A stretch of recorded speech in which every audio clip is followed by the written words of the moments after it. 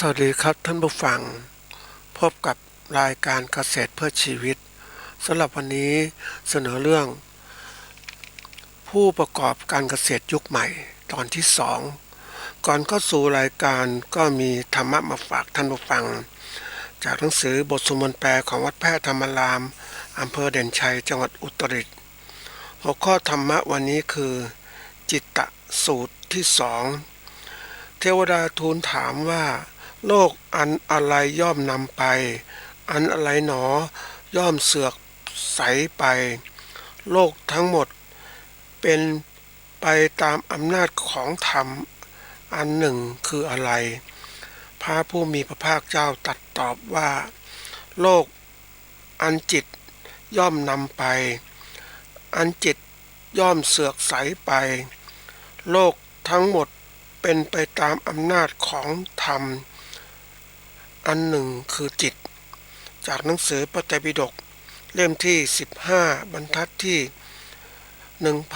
1176ถึง1182หน้าที่53โลกคือหมู่สัตว์ในโลกคือแผ่นดินนะท่านผู้ฟังอะไรย่อมนำไปคือคำว่านำเนี่ยก็คือเป็นคำกริยาไปข้างหน้าเริ่มต้นโดยมีผู้อื่นหรือตามหรือทำตามนะส่วนเสือกใสแปลว่าเป็นคำกริยาแปลว่าไปที่อื่นเพื่อให้พ้นไปนะเสือกใสทีนี้ทั้งหมดเนี่ยก็คือนะส่วนธรรมเนี่ยเป็นธรรมชาติคุณความดีคำสั่งสอนในศาสนาธรรมะของพระพุทธเจ้าหลักประพฤติปฏิบัติในศาสนาหรือแปลว่าความจริงนะอันนี้รวมความแล้วเนี่ยทั้งหมดเนี่ยอะไรนำไปอะไรเสือกใสไปนะและอำนาจตามอำนาจของธรรมอันหนึ่งคืออะไรนะในส่วนแรกก็คือว่าจิตนั่นเองจิตเป็นผู้คิดผู้นึกนะจิตนึกมันก็นำไปจิตผู้นึกเป็นคิดก็นำไปนะ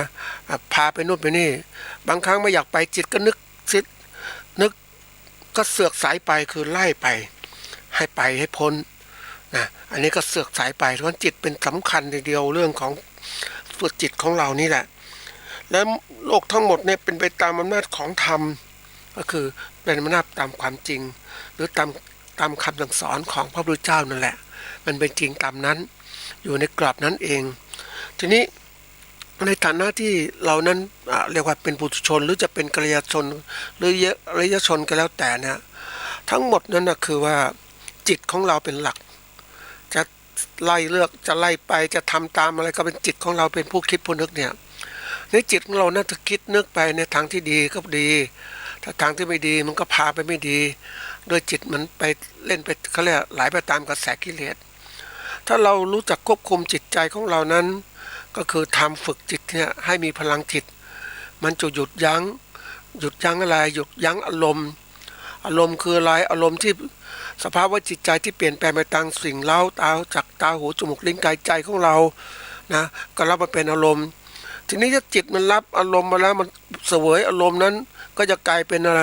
เป็นเวทนาก็คือเป็นสุขเป็นทุกข์หรืออุเบกขาก็วางเฉยก็แล้วแต่ทีนี้ถ้าเรามีพลังจิตหรือที่มีมากพอพลังจิตเนี่ยจะทำให้เกิดสติปัญญารู้เท่าทันอารมณ์ก็ทำให้จิตเป็นกลางรู้เท่าทันก็หยุดยั้งไม่ให้จิตไหลไปตามกระแสกิเลสเหล่านั้นที่มันปรุงแต่งนะไม่ว่าจะทางดีเรื่องชั่วก็ตามมันหยุดยั้งแล้วเราจะมีเหตุมีผลเกิดขึ้นปัญญาก็จะเกิดขึ้นปัญญาเนี่ยก็คือว่าส่วนหนึ่งของจิตที่ได้รับการอบรมจากสมาธินะจะเกิดปัญญาเพราะนั้นปัญญาจะรู้เท่าทันอารมณ์ทั้งหมดมันจะก่อให้นะทำให้จิตเป็นกลางไม่ไหลไปตามกระแสคือทั้งกระแสทั้งหมดที่มันเป็นไปของโลกเนี่ยมันคือไหลไปตามความเป็นจริงของโลกนี่แหละมันเป็นไปตามแต่โลกถ้าโลกนั้นเต็มไปด้วยคือคนมีมิจฉาทิฏฐิมันก็ไหลไปตามมิจฉาทิฏฐิถ้ามีสมาธิคนมีสมาธิก็จะไหลไปตามสมาธิซึ่งขึ้นอยู่กับเจ้าของชิ้นเองว่าจะเลือกปฏิบัติอย่างไรเรารู้แล้วใช่ไหมว่า จิตของเรานั้นเป็นผู้ตามจิตของเราเป็นนำตัวเราไปจิตของเราเสือกสายตัวเราไปเพราะนั้นถ้าเราทำอะไรทำจิตแล้วเรามีเหตุมีผลมันจะรู้ว่าควรจะไปตามหรือควรจะไม่ตามหรือควรจะไม่เสือกสายอะไรนี่เป็นสิ่งสำคัญเราทำไปแล้วเนี่ยทั้งหมดนั้นถูกควบคุมโดยอะไรก็คือความเป็นจริงของโลกนั่นแหละโลกเป็นจริงมันมาตามกฎแห่งกรรมนะทำกรรมใดไว้ก็ได้รับผลของกรรมนั้นมันของจริงอย่างนี้แหละมันไม่ผิดแผกแตกต่างไปไหนเลยฉะนั้นถ้าเราศึกษาพุทธศาสนาแล้วเราก็นำหลักธรรมพุทธศาสนาไปใช้แม้เราไม่มีพระพุทธศาสนาแต่เรามีหลักการและเหตุผลในตัวเองเราเข้าใจแต่ละตัวจิตคืออะไรจิตคือผู้คิดผู้นึกนะจิตมันนึกคิดไปอะไรมันจะพาตัวเราไปที่ไหนมันจะพาตัวเราไปทำดีหรือไม่ทำดีเนี่ยมันก็คิดให้มันละเอียดรอบคอบต่างๆทั้งหมดนั้นมันขึ้นอยู่กับเรานั้นจัดการจิตของเราอย่างไรให้มันเกิดผลดีต่อตัวเราอย่างไรอันนี้ก็สามารถที่จะเกิดประโยชน์ได้ในเราเอาหลักธรรมมาสอนตัวเองคงไม่มีใครนะท่านผู้ฟังว่าจะมาจำจี้จำชัยคนอื่นทำอย่างงู้นอย่างนี้หรือทำให้ตัวเราอย่างนู้นมันขึ้นตัวเราเองเป็นเจ้าของตัวเองก็เพิ่งคิดรับมาแล้วดูปฏิบัติตามหลักการเหตุผลที่ถูกต้องมันจะพาเราไปดีเพราะนั้นตัวเราเนี่ยแหละเป็นเจ้าของชีวิตเป็นผู้ที่นำชีวิตของเรานั้นไปสู่ความดีและความไม่ดีต่างๆชีวิตของเรานี่แหละในโลกของการมีเหตุมีผลเนี่ยก็คือการเข้าถึงความจริงมันจะควบคุมใจของเรานั้นคือมันมีหลักการเหตุผลที่ถูกต้องมันจะพาตัวเราไปในทางที่ดีได้หรือฝึกจิตใจเนี่ยเป็นให้ดีได้ถ้าเรามีเหตุผลไม่เพียงพอเป็นไปตามกระแสของกิเลสตัณหาที่ปรุงแต่งเราเนี่ยจิตของเราจะไหลไปตามกระแสกิเลสตัณหาพาไปในทางที่มัวหมองชีวิตของเราก็จะมีอะไรครับมีแต่ทุกข์อยู่ตลอดเวลาก็ฝากไว้เป็นข้อคิดนะครับวันนี้ก็จะเข้าสู่ตอนที่2คือหัวข้อเรื่องผู้ประกอบการเกษตรยุคใหม่นะเราต้องรู้ว่าเกษตรของเราที่มาความหมายเนี่ยตัวนิดนึงว่าคำว่าเกษตรนะก็คือการปลูกพืชและเลี้ยงสัตว์นะไม่ว่าจะเลี้ยงสัตว์น้ำสัตว์บกก็แล้วแต่ผู้ประกอบการคือผู้ที่ประกอบกิจการที่จะทำผลกำไรให้เกิดขึ้นนะทีนี้คำว่ายุคใหม่ในยุคที่มันเปลี่ยนแปลงนะแต่ก่อนยุคโบราณเนี่ยเราเรียกยุคโบราณยุคซักดึกดำบรรพ์ต่างๆที่มันมีเจริญเติบโตมานะแล้วก็เป็นเกษตรยุคดั้งเดิมนี่แหละนะก็เป็นเกษตรที่เรียกว่าเกษตรเป็นการเคลื่อนย้ายที่ทำมาหากินที่ไหนดีอุดมสมบูรณ์ก็เคลื่อนย้ายไปที่นั้นหากล้างถางพงก็ปลูกต้นไม้ไหนไม่ดีก็จะหนีไปเรื่อยๆเขาเรียกยุคเกษตรของเคลื่อนที่การเกษตรเคลื่อนที่วันนี้มนุษย์ก็มีมากขึ้นมันเกษตรเคลื่อนที่ไปไม่ไหวแล้วก็จะพยายามอยู่กับที่ก็ต้องพยายามอะไรทำให้มันได้ผลผลิตที่มากขึ้นนะมากขึ้นก็แน่นอนโดยวิธีการอะไรด้วยวิธีการปรับปรุงการใช้ประโยชน์จากที่ดินให้มากขึ้นนะการเพาะปลูกนี่แหละนะหรือเลี้ยงสัตว์ก็ตามในเกษตรทั้งนี้นี่คือตัวอย่างของเกษตรที่เรียกว่าเริ่มอยู่กับที่แล้วทีนี้มันก็เกษตรต่อมาคือพัฒนาเป็นเรื่องของพิถีพิถันพยายามที่จะทำยังไงผลผลิตที่มากขึ้นผลประโยชน์ดีขึ้นก็นำเอาวิชาอะไรเกษตรวิทยาศาสตร์เทคโนโลยีสมัยใหม่ก็ไปใช้ในการเกษตรไม่ว่าจะเรื่องของการปรับปรุงพันธุ์พืชพันธุ์สัตว์ให้ได้ผลผลิตที่ดีขึ้นการรู้จักการใช้อาหารถ้าเป็นอาหารปลูกเลี้ยงสัตว์ก็มีอาหารสัตว์ถ้าเป็นพวกของการที่ปลูกพืชก็มีการศึกษาหาธาตุอาหารพืชในการให้พืชมันกินเจริญเติบโตมีการควบคุมโรคศัตรูพืชต่างๆด้วยเคมีเกษตรต่างๆเหล่านี้ที่ใช้และระบบการเกษตรมันไปสู่ระบบที่สมัยใหม่เกิดขึ้นก็เรื่องของการที่นำเอาวิทยาศาสตร์ที่นี่มาใช้เรื่องการปลูกพืชในเรือนกระจกปลูกพืชในที่ที่แบบเป็นทำได้หลายชั้นเหมือนเทคโนโลยีเกษตรใช้เครื่องจักรมาช่วยต่างๆเหล่านี้นี่คือเกษตรที่พิถีพิถันนะมันเข้าสู่เกษตรยุคใหม่นั่นเองยุควันนี้ที่เกษตรมันยุคใหม่มันทันสมัยจนทั้งเขาใช้วิทยาศาสตร์ที่มาใช้เรื่องของการที่ว่าทำยังไงก็ตามให้ผลผลิตที่มากขึ้นเป็นที่ต้องการของผู้บริโภคโดยมีหลักการปฏิบัติการเกษตรที่ดีอยู่ในมาตรฐานเกษตรอินทรีย์บ้างหรือการจัดการเกษตรให้ปลอดภัยจากสารพิษต่างๆ มันมีหลักเกณฑ์หมดแล้วนี่เกษตรเขาเรียกว่าเกษตรยุคใหม่ซึ่งยุคใหม่เนี่ยมันก็แล้วแต่เราอยู่ในโลกไหนโลกของทางโลกประเทศไทยก็ทำไปเรื่อยๆอยู่อย่างนี้ไปคือใช้พื้นที่เกษตรไปเท่านี้นะแบบแต่ก่อนพื้นที่เกษตรเราก็มากนะท่านผู้ฟังแต่นี้321 ล้านไร่นะที่ใช้เกษตรทีนี้มันเป็นป่าเป็นเขาต่างๆทีนี้มันก็มากขึ้นเพราะมนุษย์บุกรุกป่าทำลายป่าไปหมดแล้วเกือบจะหมดแล้วล่ะท่านผู้ฟังเหลือบางที่เท่านั้นมนุษย์บางกลุ่มก็ไปอยู่บนเขาโน่นน่ะสามารถกินสบายๆนะไม่ต้องไปเดือดร้อนอะไรแล้วก็รัฐบาลก็ช่วยเนี่ยมันก็มีอีกแบบหนึ่งนะแต่ถามว่าที่สุดแล้วมันจะเป็นไงที่สุดสภาพแวดล้อมก็เสื่อมสลายแล้วคนทุกคนส่วนใหญ่ไม่มีใครพูดถึงเลยนะท่านผู้ฟังเกษตรบนพื้นที่สูงเนี่ยตัวอย่างเลยนะเกษตรได้ดีจริงพื้นที่สูงแต่พื้นที่ที่รับการโครงการต่างๆนั้นที่ทำอยู่เนี่ยแน่นอน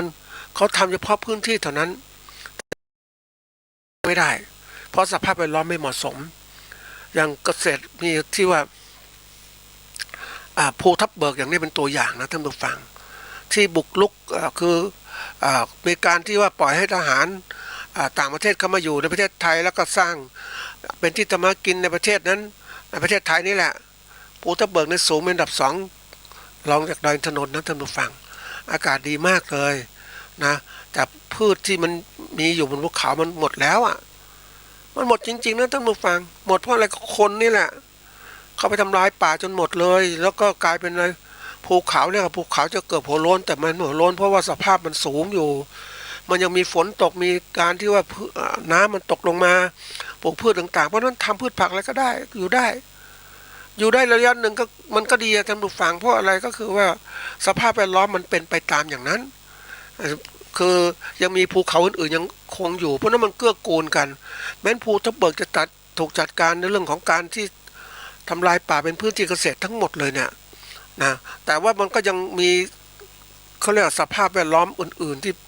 เทือกเขาอื่นๆยังอยู่แถวนั้นยังอุดมสมบูรณ์อยู่เพราะภูเขานี้ปล่อยให้ทหารต่างประเทศเข้ามาอยู่ทำลายจนทั้งหมดแล้วอันนี้เป็นตัวอย่างที่เราผลเสียที่เกิดขึ้นจากการทำลายป่าหรือบุกพื้นที่เกษตรไปมากขึ้นนะที่สุดแล้วเนี่ยสภาพแวดล้อมเกษตรมันเปลี่ยนไปหมดเลยมันเปลี่ยนไปอย่างมีคนเก็บสถิติข้อมูลว่าผลที่มันเกิดขึ้นจากการมีคนก็ทำนะท่านผู้ฟังว่าปริมาณฝนตกเนี่ยก็เท่าเดิมแต่ทำไมเท่าเดิมคือหมายความว่าไงก็คือสมัยก่อนมันมีป่านะฝนตกสัก200 มิลลิเมตรต่อปีสมมุตินะแต่ป่าหมดไปแล้วก็ฝนตกมัน200 มิลลิเมตรต่อปี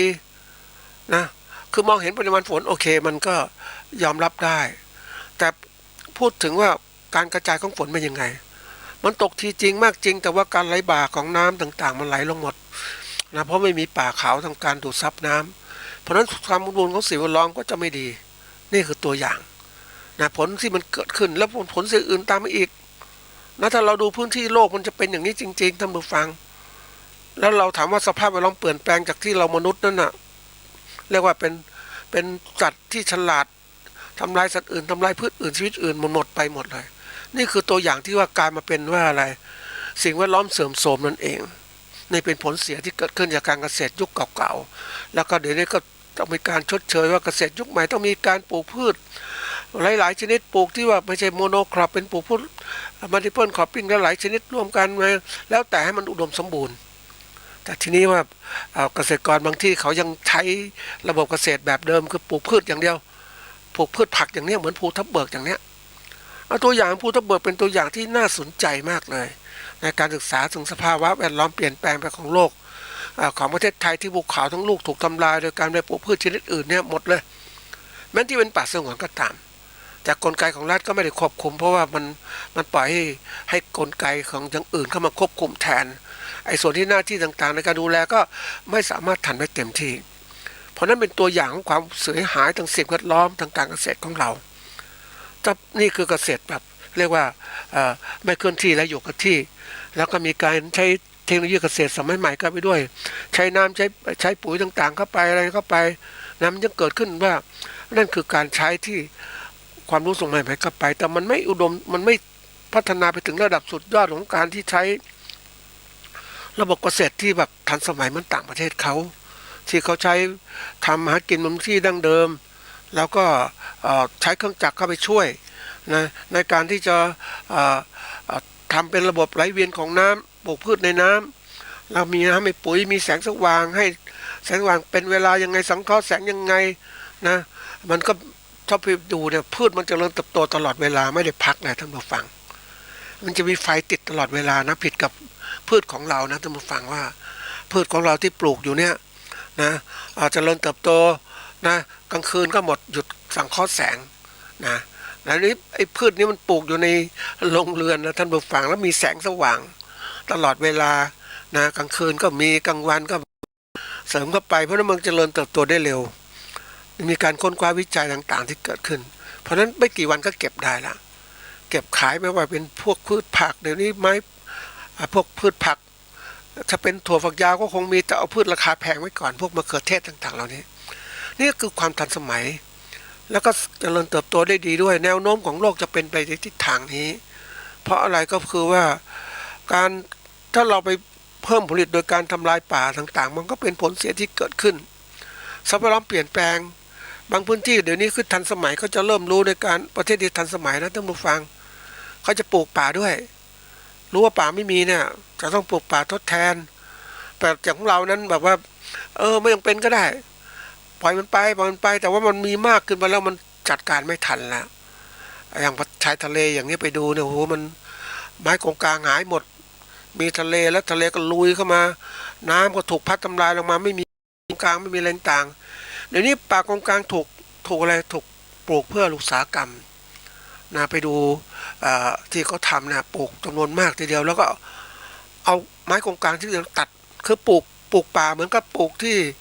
กป่ายูคาลิปตัสเพื่อมาทำกระดาษนั่นแหละนะกระดาษทีนี้ไอ้นี่ปลูกป่าโกงกลางไปทำอะไรไปทำไม้ถ่านนี่มีคุณภาพสูงทีเดียวนะถ่านจากไม้โกงกลางนั่นแหละนี่คือตัวอย่างเพราะฉะนั้นระบบของการที่ว่าปลูกให้มันธรรมชาติมันก็เป็นไปได้น้อยไม่มีทุนน่ะและพื้นที่ต้องถูกใช้เพราะนั้นก็ปลูกเพื่ออะไรปลูกเพื่อทำเกษตรปลูกเพื่อมีรายได้เกิดขึ้นจากการที่เรานั้นจะได้เอาไม้มาใช้แต่การจัดการเหมือนกับว่าปลูกป่าเติบโตขึ้นแล้วก็ถึงเวลาก็ตัดแล้วก็ปลูกป่ามันจะเป็นการที่แบบอุตสาหกรรมเกษตรปลูกพืชนั่นเองนี่ไม่ใช่ปลูกเฉยๆนะแต่บางประเทศนี่เขาร่ำรวยเขาปลูกเพราะว่าอะไรเนื่องจากสภาพแวดล้อมเขาเสียหายไปเยอะมากเขาจำเป็นอย่างยิ่งที่ต้องปลูกป่าขึ้นมาเพื่อสร้างสภาวะให้มันดีขึ้นเพราะว่าถ้าไม่มีป่าเนี่ยมันไม่มีอะไรที่เป็นสังเคราะห์แสงโดยธรรมชาติคือสร้างออกซิเจนนั่นแหละให้เกิดขึ้นอันนี้คือตัวสำคัญทีเดียวนะเพราะนั้นประเทศไทยถามว่าวันนี้มันเกิดวิกฤตไม่เกิดแน่นอนเราไปดูได้พื้นที่ต่างๆที่เกิดขึ้นเกษตรสมัยใหม่เข้าไปใช้ไม่ได้เพราะอะไรมันสภาวะแวดล้อมมันเสียหายหมดแล้วมันต้องมีการสร้างโรงเรือนใหม่เกิดขึ้นจัดการนู่นจัดการนี่มากขึ้นแต่อย่างที่บอกว่าเรา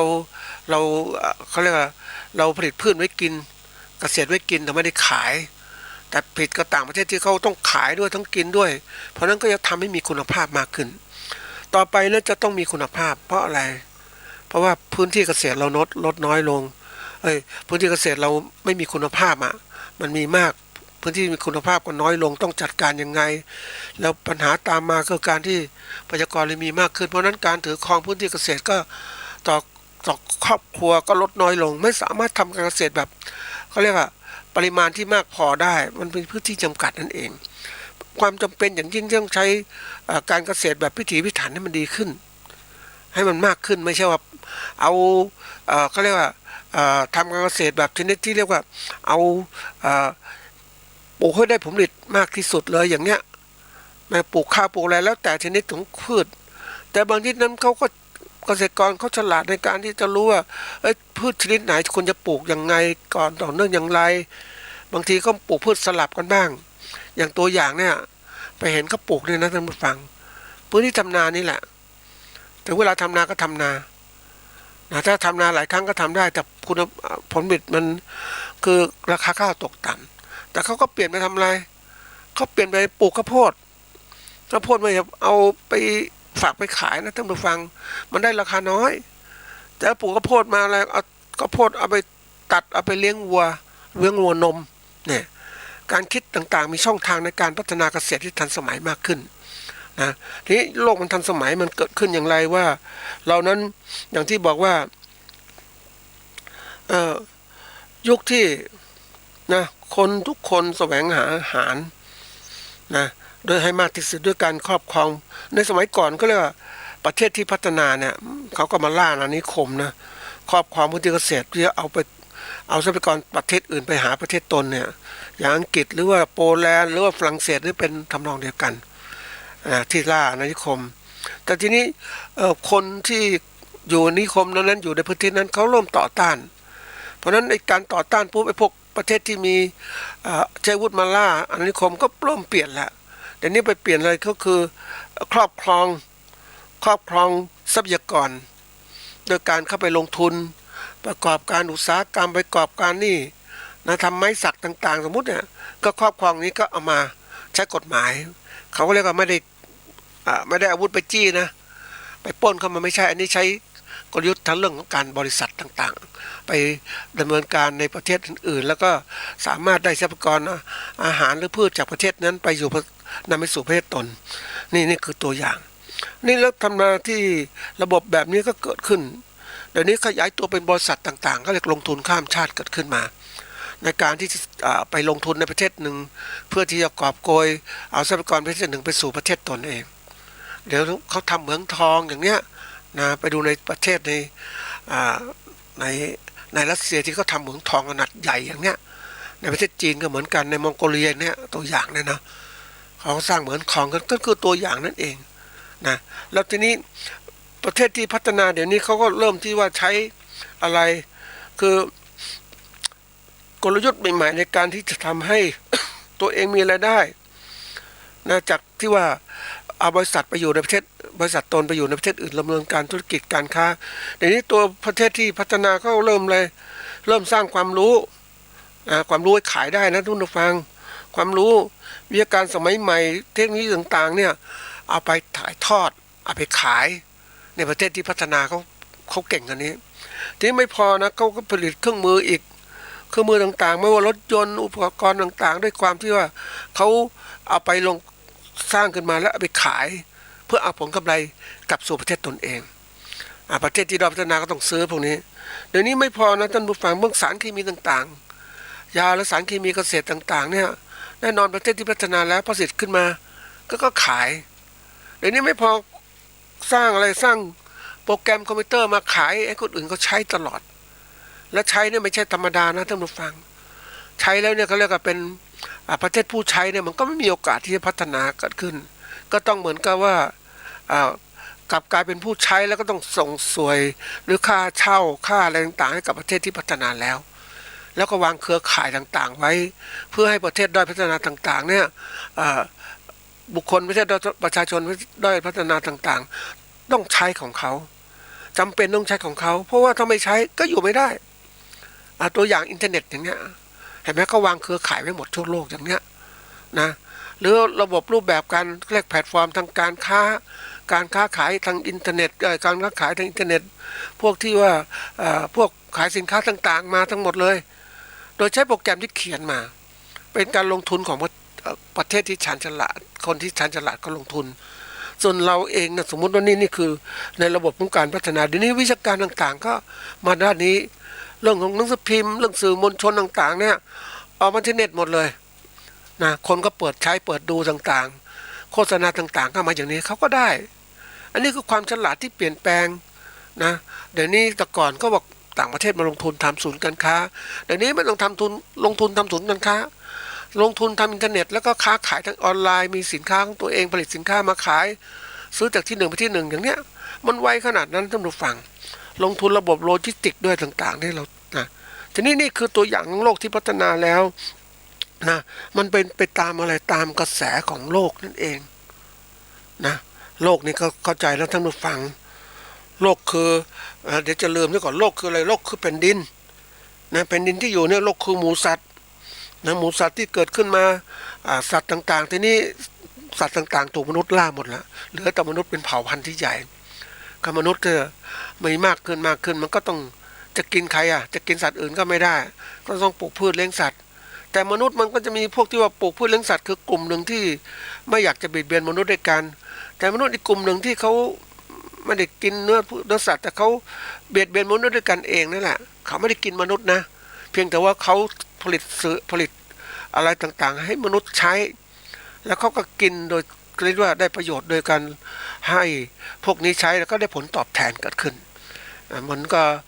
นักลงทุนนั่นมาฟังลงทุนทำพวกของอินเทอร์เน็ตนะมีคนใช้บริการเขาต่างๆมากมายเขาก็นั่งกินใช่ยิ่งไปเจอแม่ไปนั่งนึกถึงยกตัวอย่างนะอาจจะนอกเรื่องนิดนึงคือพวกที่ว่าไปเจอร้านตัดผมแต่ก่อนในตรงนั้นมีร้านตัดผมมากมายนะหลายร้านทีเดียวต่างคนก็ต่างแย่งกันอะไรกันทีนี้มันมาใหม่นะท่านผู้ฟังไอ้เจ้าของฉลาดมากเลยไปซื้อทุกร้านเลยเป็นเจ้าของเดียวอะท่านผู้ฟังแล้วก็เจ้าของเดียวปุ๊บเนี่ยก็ใครจะเปิดแข่งไม่ได้เพราะว่าแกผูกขาดแล้วเนี่ยสู้ไม่ได้เพราะมีชื่อเสียงต่างๆก็เริ่มที่จะเรียกว่ามีสาขาแล้วก็เจ้าของก็ไม่ต้องทำอะไรไปจ้างช่างมาใครไม่มีรายได้ก็ต้องมาทำเป็นช่างใช่ไหมช่างตัดผมแกก็นั่งกินเปอร์เซ็นต์นะจากหัวแต่ก่อนหัวละ80 บาทตอนนี้เป็น100แล้วก็เป็น120อย่างเนี้ยนั่นต้องทำอะไรดูแล้วก็เก็บเงินอย่างเดียวอันนี้คือตัวอย่างนี่คือระบบการผูกขาดที่มันเกิดขึ้นเขาใช้เงินทำเงินนะท่านผู้ฟังไม่ต้องเหนื่อยแต่เกษตรกรนั้นเหนื่อยใช้เงินทำของแล้วเอาของไปขายเป็นเงินแต่นี่ใช้เงินทำเงินคือใช้ระบบความรู้ต่างๆในการจัดการคนไม่ต้องทำเองเห็นไหมนี่คือความฉลาดของโลกผู้ประกอบการยุคใหม่ก็เป็นกันนะว่ามันเร็วขนาดนั้นวันนี้เนี่ยเขาครอบคลุมหมดนะในเรื่องของความรู้ทางวิทยาศาสตร์ต่างๆนะมากมายทีเดียวเขาลงทุนทำเนี่ยทำเพื่ออะไรตอนแรกทำเพื่อจะให้ตัวเองนั้นมีกิจกรรมต่างๆมีเงินทองรายได้มากขึ้นขณะเดียวกันทำเพื่อจะทางปกป้องว่าไม่ให้คนอื่นทำตัวคนอื่นทำเนี่ยเดี๋ยวมาคู่แข่งเขาก็ใช้วิธีการว่าทำด้วยตัวเองใช้ก่อนในประโยชน์แล้วท่านมาทำแล้วก็ขายคนอื่นขายเป็นเครื่องไม้เครื่องมือนะประเทศที่พัฒนาเขาฉลาดนะท่านผู้ฟังเขาก็เอาสินค้าที่ตกรุ่นต่างๆเนี่ยเอามาขายให้กับประเทศด้อยพัฒนาซื้อไปใช้ถ้าประเทศด้อยพัฒนาไม่รู้ความเปลี่ยนไปในเทคโนโลยีต่างๆว่าโลกมันเปลี่ยนนะเพราะนั้นประเทศด้อยพัฒนาจะซื้ออะไรซื้อสินค้าที่ตกยุคเอามาใช้ก็คิดว่าก้าวหน้าเหมือนสมัยก่อนนะท่านผู้ฟังเราคือเราไม่เคยรู้เรื่องของความเปลี่ยนแปลงของโลกตัวอย่างนะโลกที่ใช้ภาพถ่ายแต่ก่อนการถ่ายรูปต้องใช้ฟิล์มต่างๆภาพยนตร์ก็ใช้ฟิล์มโอ้มันคือมันมันต้องเสียเงินซื้อฟิล์มซื้ออะไรมาทีนี้มันก็พยายามจะบอกว่าเฮ้ยนี่นะประเทศอย่างนี้ต้องมีการเก็บข้อมูลที่ทันสมัยบางอย่างนะวิทยานิพนธ์ต่างๆก็มาถ่ายเป็นไมโครฟิล์มเล็กๆเก็บไว้เพื่อให้ลูกหลานดูว่าในอดีตมีเรื่องนี้เกิดขึ้นนี่คือตัวอย่างคือประเทศไทยสมมติคนก็ไม่รู้ไม่ทันสมัยผู้บริหารเราไม่ทันสมัยก็ซื้อมาเลยเพราะเราคิดว่าโลกข้างหน้าเป็นโลกของการใช้ฟิล์มในการบันทึกภาพในการบันทึกข้อมูลต่างๆนะหรือการใช้แถบเสียงแถบบันทึกเสียงต่างๆเนี่ยเทปบันทึกเสียงต่างๆใช้อย่างนี้เพื่อจะเก็บข้อมูลไว้ให้รุ่นหลังดูนะ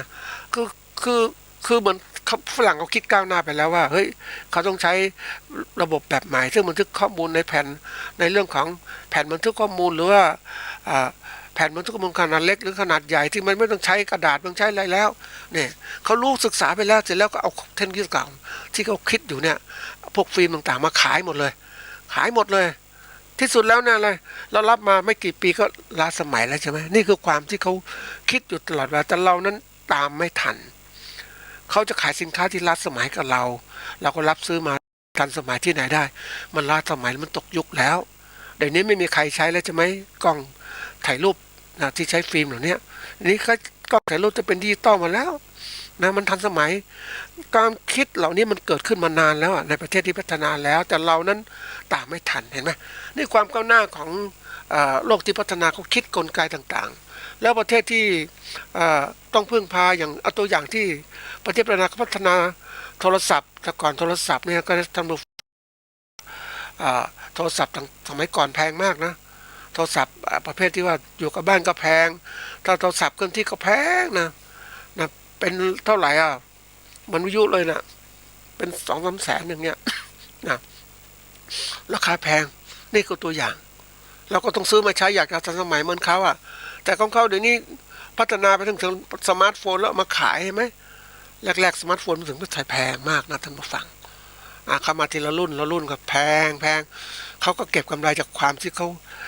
ออกเทคโนโลยีนี้มาเขาสร้างขึ้นมาปุ๊บก็ต้องคิดกำไรเพราะนั้นในสิ่งที่มันราคาถูกก็คือพวกสมาร์ทโฟนตกรุ่นนั่นเองเขาจะมีนำสมัยไปเรื่อยๆไอ้ตกรุ่นก็ราคาถูกมันก็ของค้างสต็อกของเขานั่นแหละนี่คือความที่ว่าการพัฒนาของประเทศที่พัฒนาแล้วเขามีพัฒนาทุกด้านไม่ว่าทุกเรื่องการเกษตรนะการวิทยาศาสตร์เทคโนโลยีต่างๆหมดเลยเวลาเขาทำเนี่ยเพราะนั้นบางทีที่ถ้าเราจะรู้มากๆนะทุกฝั่งก็ต้องไปดูไปเห็นนะจะเขา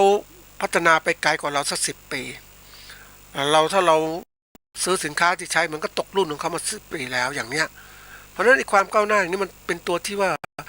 เขาก้าวหน้าไปเขาเอาประโยชน์จากความก้าวหน้านั้นมาขายเรานะเขาเอาสินค้าที่ตกยุคมาขายเราแล้วก็รับซื้อเขาอย่างนี้เพราะเราเป็นผู้ใช้เราไม่ได้คิดตามทันระบบเรื่องของนี่คือระบบของการที่ว่าการพัฒนาอุตสาหกรรมพัฒนาเกษตรพัฒนาประกอบการอุตสาหกรรมต่างๆพัฒนาไปไกลมากแล้วก็ใช้ระบบของการบริหารจัดการยุคใหม่ๆทั้งนั้นเลยวิทยาการสมัยใหม่มาใช้มีการค้นคิดระบบบริหารงานยุคใหม่ๆเกิดขึ้นมามากมายทีเดียวนี่คือตัวอย่างนะแล้วเราเองเนี่ยถ้าเราไปตามก็เรียกว่าเป็นผู้ตามเทคโนโลยีเนี่ยนะเราเป็นผู้ตามแต่เราไม่ได้เป็นผู้เขาเรียกผู้ที่เขาเรียกอะไรนะ ผู้คิดนำยังมีตัวอย่างที่ ได้อ่านเจอเริ่มหนึ่งก็พูดถึงว่าไอ้คนที่ออกแบบเสียงเสียงให้เป็นภาษาไทยนะเสียงเป็นตัวอักษรภาษาไทยคนไทยพูดเนี่ยออกเป็นตัวอักษรภาษาไทยได้นั่นคือพัฒนาการทางทันสมัยทางสมาร์ทโฟนต่างๆอันนี้คนไทยคิดนะแล้วก็เริ่มทำขึ้นมาแล้วก็ขายแต่ถามว่าผู้หลังก็ซื้อไปหมดแล้วที่สุดแล้วเนี่ยคนที่ขายคนผลิตเทคโนโลยีไปก็ร่ำรวยไปแต่สิ่งหนึ่งก็คือว่าผู้ที่จะผลิตเองเป็นของคนไทยมีบ้างไหมมีแต่ที่สุดเราก็เรื่องก็ไปขายคนอื่นเขาทั้งนั้นแหละนะแต่เราเองเนี่ยวันนี้เราเป็นผู้ตามและผู้ใช้นี่คือระบบของการผู้ประกอบการสมัยใหม่ที่เขาใช้กันอย่างนี้นี่มาถึงว่านี่พูดเป็นตัวอย่างเรื่องการประกอบการอย่างอื่นอุตสาหกรรมต่างๆก็เป็นอย่างนี้แหละประเทศนี่มาถึงประกอบการเกษตรของเราเนี่ยผู้ประกอบการเกษตรยุคใหม่เนี่ยจะต้องเข้าใจนะว่ามันความหมายความสำคัญต่างๆที่เกิดขึ้นเราต้องพัฒนาต่างๆแล้วที่มาที่ไปต่างๆมันแน่นอนสถานการณ์มันเปลี่ยนไปหมดเลยเอาโน่นนี่มาใช้เหมือนกับที่บอกโลกมันพัฒนาอย่างนี้เราประกอบการแบบนี้ดีกว่านะอยู่แบบในป่าในเขาเนี่ยไม่ต้องไปจับไปต่างๆเนี่ยนะมันอยู่ได้นะท่านผู้ฟังถ้าโลกอย่างนี้มันอยู่ในประเทศที่ไม่มีการติดต่อสื่อสารกับประเทศอื่นเราดูภาพยนตร์นะท่านผู้ฟังที่เขาเดินทางไปอย่างเต้นซางสายไหมไปดูในผ่านประเทศต่างๆที่ประเทศที่ร่ำรวยแล้วประเทศที่ยากจนในทะเลทรายต่างๆเนี่ยก็มีกลุ่มของเขาเนี่ยในประเทศร่ำรวยเขาแน่นอนนะจุดเริ่มต้นเนี่ยประเทศเขาเนี่ยโอ้ยมีทุกอย่างทันสมัยหมดเลย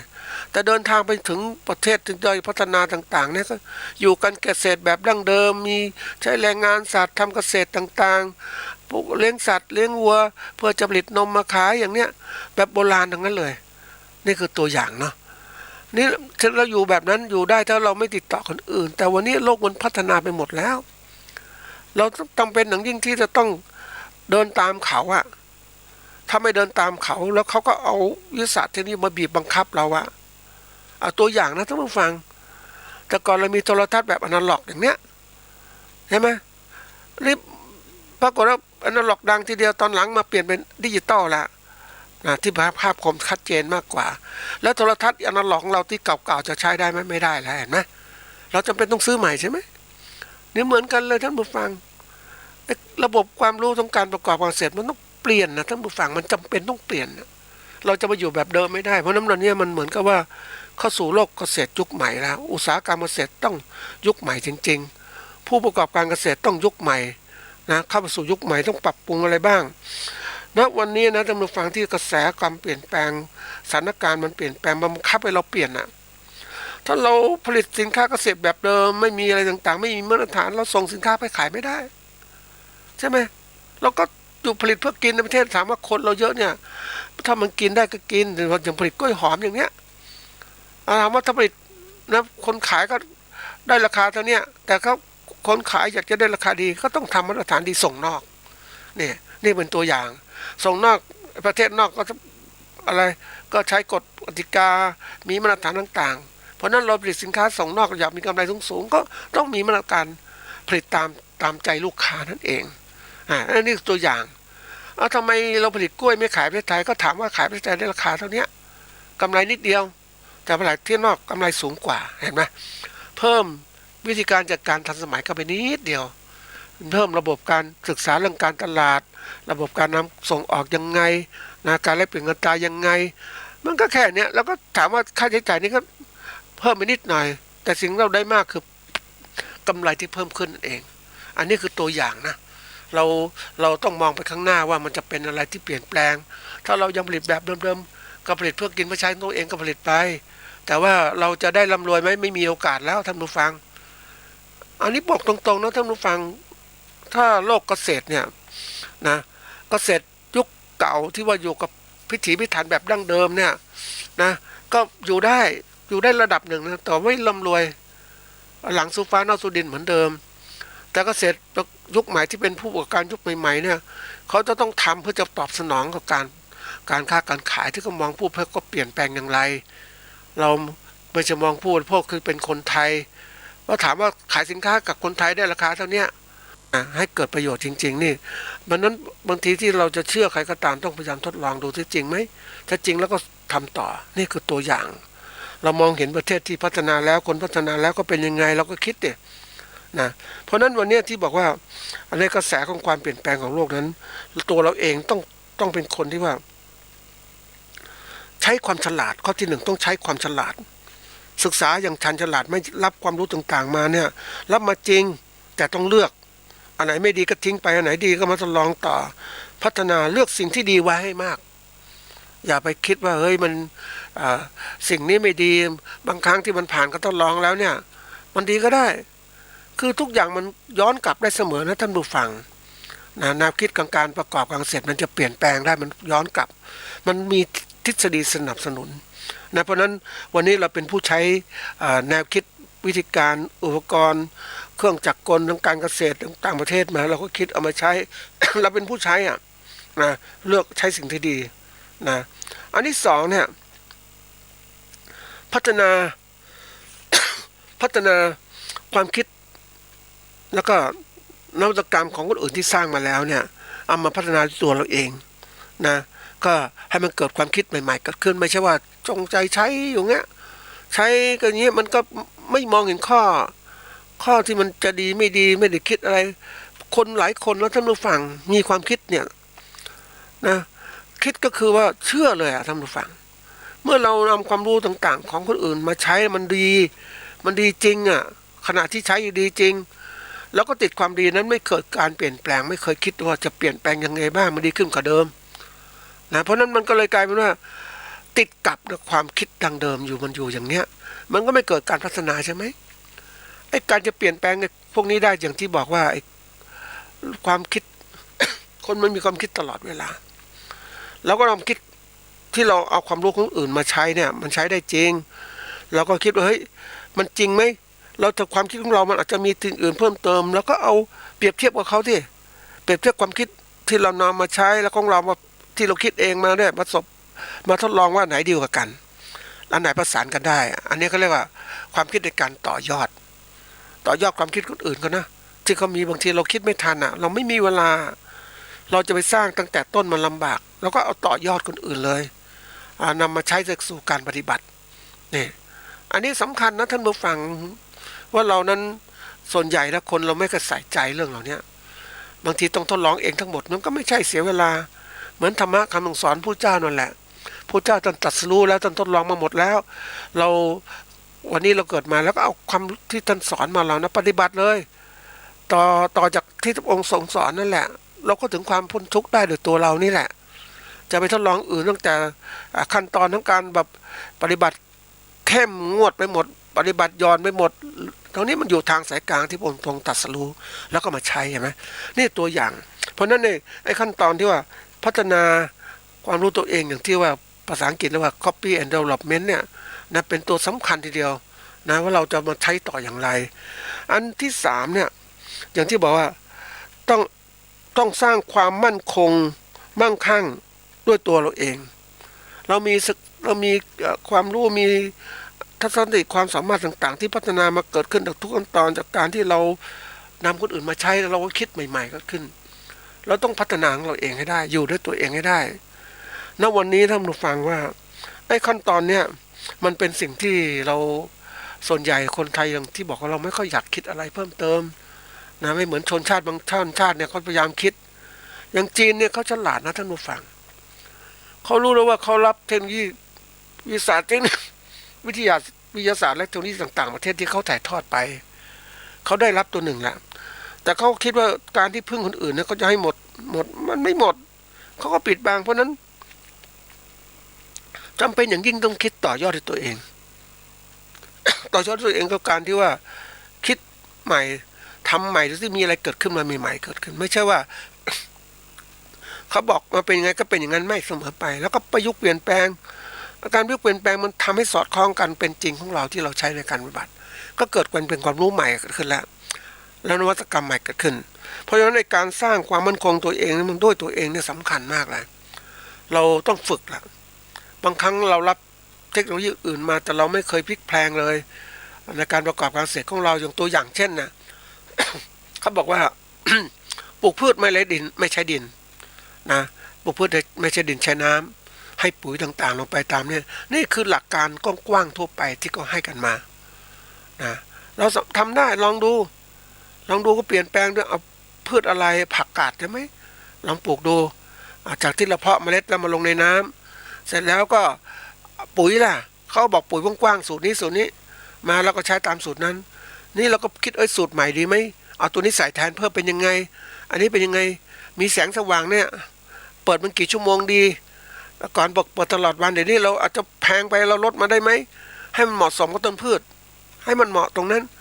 มีการเปรียบเทียบแสงปริมาณแสงที่ให้ต่อวันเป็นยังไงเนี่ยมันเหมาะไหมอันไหนดีที่สุดล่ะให้แสงมาก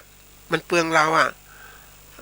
ให้แสงน้อยพืชก็ไม่เติบโตเพราะนั้นคัดแสงระดับไหนที่พืชเจริญเติบโตล่ะเนี่ยต้องคิดนี่คือเขาให้หลักการกว้างๆเรารับมาแต่ว่าถ้าเราศึกษาวิจัยตัวเองเราก็ได้หลักการตัวเองแล้วใช่ไหมนี่แหละเป็นตัวที่สร้างความมั่นคงกับตัวเองเราต้องพัฒนาในทุกขั้นตอน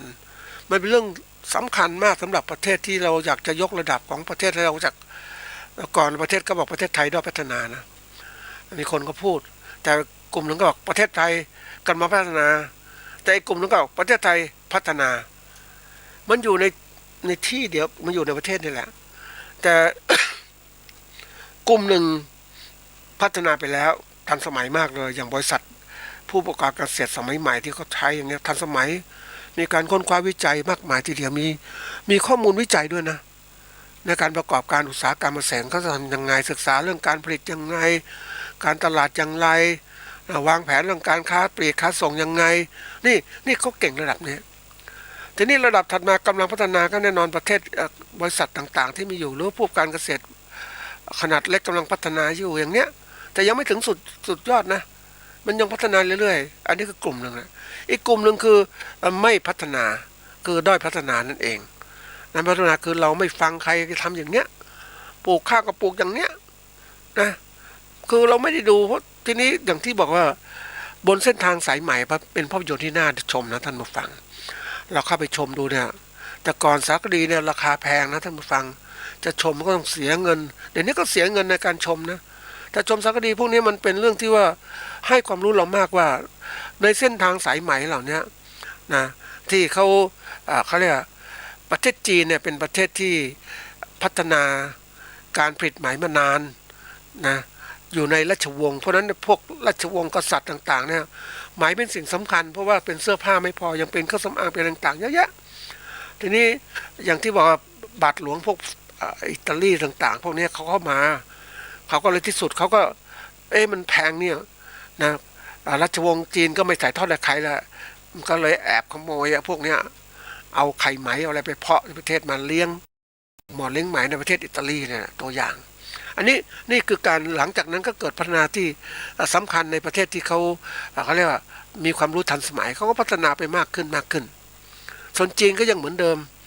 นะยังไม่พัฒนาเท่าที่ควรจะเป็นเพราะมันเป็นของสำคัญในราชวงศ์นะทีนี้ในบนเส้นทางสายไหมเนี่ยแน่นอนเดี๋ยวนี้ก็มีอย่างที่มีคนชมพาไปดูนู่นดูนี่แล้วไปดูการผลิตไหมต่างๆเนี่ยนะมันเป็นพันไหมต่างๆมันพันไหมโบราณต่างๆปลูกใบหม่อนโบราณมันแล้วแต่ท่านผู้ฟังเห็นไหมเราจะเห็นพันธุ์พืชพันธุ์สัตว์ต่างๆที่มันเกิดขึ้นอย่างตัวอย่างไหมอย่างเงี้ยการเลี้ยงไหมที่ดีต้องมีพันธุ์ไหมที่ดีนะพันธุ์ไหมดีนะอายุสั้นๆอายุเส้นไหมยาวอย่างเราผลิตพันธุ์มีนางน้อยอย่างเนี้ย300 เม็ดต่อ1 แม่อย่างเงี้ย400 เม็ดต่อ1 แม่โอ้พันธุ์ยุโรปนี่พัฒนาไปแล้ว1,500 เม็ดต่อหนึ่งแม่หรือ1 ลังไหมนี่เห็นไหมมันแตกต่างใช่ไหมนะอันนี้เป็นตัวอย่างแล้วไปดูที่ไอคนแต่ละที่ก็มีความคิดชนี้เพราะโลกมันถูกครอบด้วยความคิดดั้งเดิมความคิดดั้งเดิมมันมีอยู่มันครอบไว้ถ้านี้คนไม่รู้จักเปิดความคิดใหม่ๆมันก็ไม่ความคิดใหม่ก็เข้าไปไม่ได้แต่ที่มันพัฒนาอย่างที่ประเทศเกาหลีนั้นยอมรับเลยว่าการที่ลงทุนลงแรงจริงจังในการประกอบการอุตสาหกรรมเกษตรของเขาเนี่ยภาครัฐเอาจริงเอาจังศึกษาพันธุ์ไหมต่างๆตั้งแต่เรื่องของการด้วยว่าสาวไหมยังไงพันธุ์ไหมอะไรที่ได้พันธุ์ไหมเส้นยาวที่สุดแล้วไหมที่ได้แทนที่จะไปทำเสื้อผ้าเรื่องต่างๆมันทำได้อย่างนี้แต่ว่ามันพัฒนาไปใหม่แล้วพัฒนาไปเรื่องอะไรเป็นเครื่องสำอางนะเพราะว่าไหมเนี่ยมันพิเศษมีโปรตีนพิเศษเนี่ยเป็นเครื่องสำอางรักษาพวกอะไรผิวพรรณของคนได้สบายๆนี่เป็นโปรตีนนะคือพัฒนาก้าวไกลมากเลยทีนี้นี่คือการพัฒนาเรียกว่าต่อยอดด้วยความรู้ทางวิทยาศาสตร์ที่เยอะมาใช้แต่นี้ถ้าเราเลี้ยงไหมอย่างเดียวก็จมอยู่การเลี้ยงไหมนะพันนี้เพราะเราอยู่ในที่นี้แต่เราไม่ได้มองให้โลกมันเปลี่ยนยังไงบ้างเพราะนั้นในการที่เราต้องทำยังไงอยู่ได้ด้วยตัวเองจะอยู่ได้ตัวเองได้ก็ต่อเมื่อนั้นสิ่งที่เราทำนั้นน่ะมันให้ประโยชน์สูงสุดนะประโยชน์สูงสุดแล้วทุกด้านเลยที่เราคิดต่อแล้วก็ไม่มีความเสี่ยงที่เกิดขึ้นนะเราต้องคิดอย่างนี้นะท่านผู้ฟังพยายามทำเพราะนั้นไอ้3 ขั้นตอนที่ว่าการใช้ความชันฉลาดในการเลือกสิ่งที่ดีมาใช้การพัฒนาด้วยการต่อยอดนะแล้วก็เปลี่ยนเราเป็นมาพัฒนาแล้วก็พยายามสร้างสรรค์ด้วยตัวเองทีนี้มันมีส่วนสำคัญที่ตามมาก็คือว่าในการประกอบการเกษตรยุคใหม่ๆของเราเนี่ยประการแรกเนี่ยต้องหัดคิด คิดให้ทันโลกคิดด้วยก่อนคิดให้ทันโลกคือหมายว่าการคิดเนี่ยการขบคิด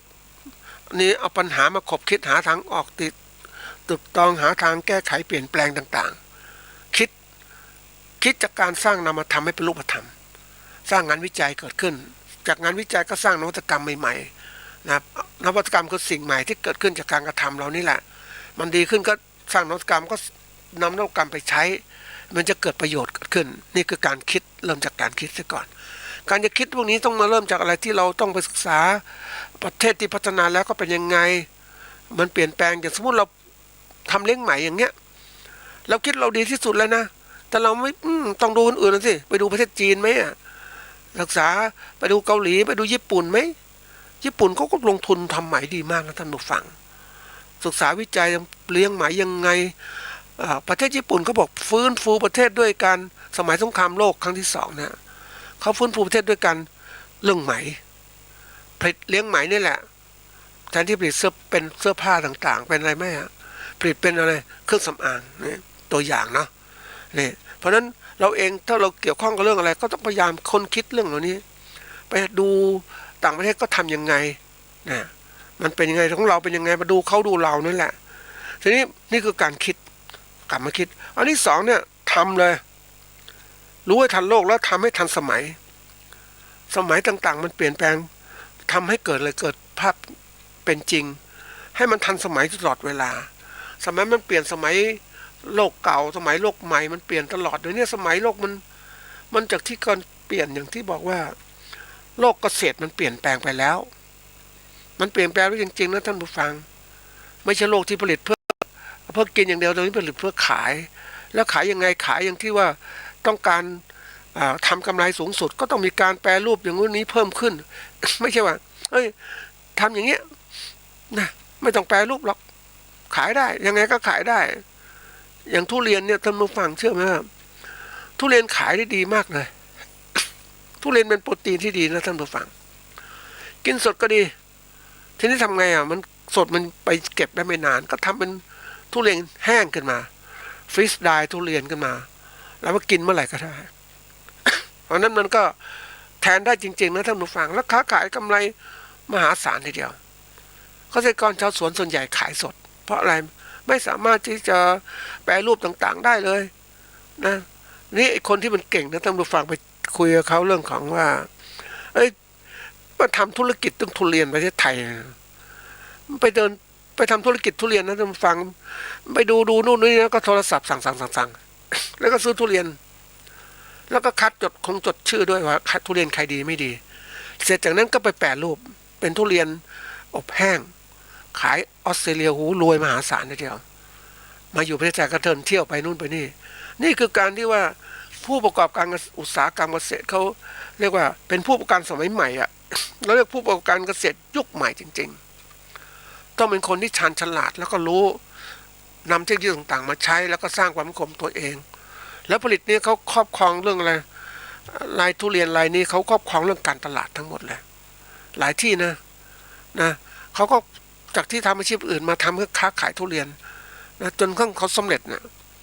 แล้วก็ทุเรียนเขาก็ติดมีรายชื่อสำคัญในการที่จะค้าขายถึงลูกค้าเนี่ยตามตลอดเพราะนั้นไม่มีปัญหาทางการตลาดเลยนี่ความสามารถใช่ไหมที่เราค้นคิดเอาวิชาการต่างๆนั้นเพราะนั้นวันนี้ถ้าเราทำอะไรนะที่ทำให้ตัวเองอยู่รอดอยู่ดีมั่นคงก็รีบทำเลยแล้วทำแล้วเนี่ยเราพึ่งตัวเองได้อย่างได้แล้วนะถัดที่สองก็คือว่าทำให้คนอื่นมาพึ่งเราให้ได้มากที่สุดเขาไม่ไปไหนเขาต้องพึ่งเราเพราะนั้นนะพึ่งเราก็คือมีความสามารถใครๆก็ต้องซื้อจากเราอย่างเนี้ยสมมติเราเป็นผู้ผลิตทุเรียนเนี่ยใครก็อยากมาที่สวนเราเพราะเราทำทุเรียนมีคุณภาพตอบสนองลูกค้าอย่างนี้นี่คือตัวอย่างที่สุดก็เข้าขายลักษณะการที่เราสร้างการผูกขาดใช่ไหมแต่ผูกขาดได้ไม่ใช่ผูกขาดในการกดอันนั้นผูกขาดในการที่ผูกขาดชนิดที่ในแง่ที่ว่าผู้บริโภคจำเป็นต้องซื้อนะไม่ซื้ออยู่ไม่ได้แต่เราผูกขาดชนิดที่ว่าปลูกสากเขามาซื้อเราเองเราไม่ต้องไปค้าขายเราอยู่กับบ้านเราเนี่ยแต่เขาวิ่งมาซื้อเราเองแล้วเรามีกำหนดราคาเราเองค้าขายเท่านี้ได้ไหมทำอย่างนั้นเราไม่ขายเพราะเรามีทุเรียนเราแล้วเนี่ยเห็นตัวอย่างนี่แหละคือผู้ประกอบการเกษตรยุคใหม่ที่อยู่รอด